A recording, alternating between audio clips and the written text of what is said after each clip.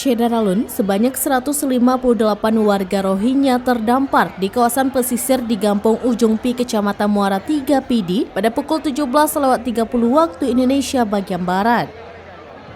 Dari keterangan yang dikumpulkan Seraminus.com pada Senin 26 Desember 2022 malam, dari 185 warga terdata 83 diantaranya adalah laki-laki, 70 perempuan, dan 32 anak-anak.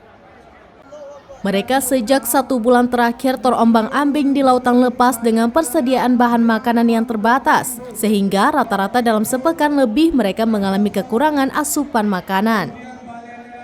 Dijelaskan Dandim Letkol Infantri Abdul Jamal Husin SEMSI, untuk mengawal keamanan perawatan ke-185 manusia perahu itu, pihak Kodim 0102 PD turut mengerahkan 30 personel TNI dari Koramil Bate dan Muara 3 serta di backup oleh personel Mapores PD dan Polsek Muara 3. Selain itu juga turut melibatkan tim medis dari Rumah Sakit Umum Tengku Cikditiro dan Puskesmas Muara 3.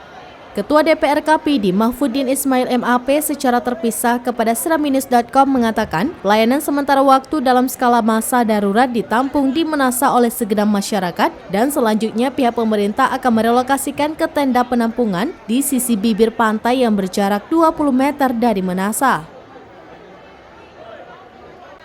Selain itu, warga juga secara spontanitas sebagai sesama manusia membantu logistik berupa makanan, air mineral, serta pakaian layak pakai, yang diharapkan malam ini kondisi mereka dapat normal kembali.